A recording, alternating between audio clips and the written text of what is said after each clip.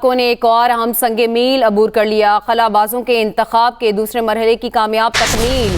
IUCR کے مطابق ابتدائی اسکریننگ کے بعد 2 امیدوار حتمی تربیت کے لیے شارٹ لسٹ۔ امیدواروں کا چین کے آسٹروناٹس سینٹر میں طبی، نفسیاتی اور مہارتی معائنہ۔ شارٹ لسٹ امیدوار 6 ماہ کی جدید تربیت حاصل کریں گے۔ تربیت کے بعد ایک امیدوار چینی خلائی اسٹیشن کے مشن کے لیے منتخب ہوگا۔ پاکستانی خلا باز کی متوقع پرواز اکتوبر یا نومبر 2026 میں ہوگی۔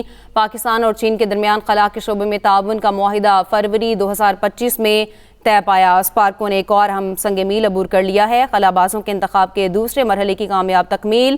IUCR کے مطابق ابتدائی اسکریننگ کے بعد 2 امیدوار حتمی تربیت کے لیے شارٹ لسٹ۔ امیدواروں کا چین کے آسٹروناٹس سینٹر میں طبی، نفسیاتی اور مہارتی معائنہ۔ شارٹ لسٹ امیدوار 6 ماہ کی جدید تربیت حاصل کریں گے۔ تربیت کے بعد ایک امیدوار چینی خلائی اسٹیشن کے مشن کے لیے منتخب ہوگا۔ پاکستانی خلا باز کی متوقع پرواز اکتوبر یا نومبر 2026 میں ہوگی۔ پاکستان اور چین کے درمیان خلا کے شعبے میں تعاون کا معاہدہ فروری 2025 میں طے پایا تھا اور وزیر اعظم شہباز شریف کے وژن اور حمایت سے خلائی پروگرام میں شمولیت ممکن ہوئی۔ چین نے پاکستان کو اپنے خلا باز پروگرام میں پہلا غیر ملکی شراکت دار منتخب کیا۔ تربیت کے بعد ایک امیدوار چینی خلائی اسٹیشن کے مشن کے لیے منتخب ہوگا۔ پاکستانی خلا باز کی متوقع پرواز اکتوبر یا نومبر 2026 میں ہوگی، جبکہ پاکستان اور چین کے درمیان خلا کے شعبے میں تعاون کا معاہدہ فروری 2025 میں طے پایا۔ اسپارکو نے ایک اور اہم سنگ میل عبور کر لیا ہے۔ اس پر بات کریں گے دفاعی تجزیہ کار ڈاکٹر مریم فاطمہ نے ہمیں جوائن کیا ہے۔ مریم صاحبہ، آپ کے وقت کا بہت شکریہ۔ کیا کہیں گی، اسپارکو نے ایک اور اہم سنگ میل عبور کیا ہے اور خلا بازوں کے انتخاب کے دوسرے مرحلے کی یہ کامیاب تکمیل ہے؟ جی بہت شکریہ، آپ نے مجھے اپنے چینل پہ مدعو کیا۔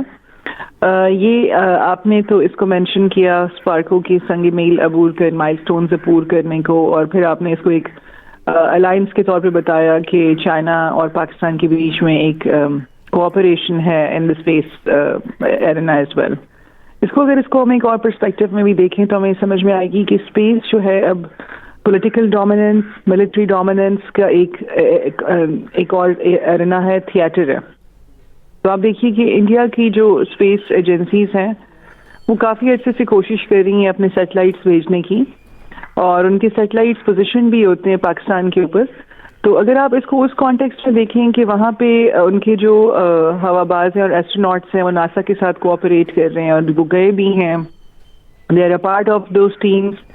تو ہم اس کو اگر لنک کریں ود دیٹ، تو پاکستان اور چائنا کا جو یہ اسپیس کے اندر کوآپریشن ہے، یہ بیسیکلی ایک بہت امپورٹنٹ چیز کو سگنیفائی کرتا ہے۔ وہ یہ ہے کہ نہ صرف زمین پر ان دونوں ملکوں نے کوآپریشن کی ملیٹریلی اور اکنامکس کے پرسپیکٹو میں، بلکہ ڈاکٹر مریم فاطمہ دفاعی تجزیہ کار ہمیں اپنا تجزیہ پیش کر رہی تھیں۔ آپ کے وقت کا بہت شکریہ۔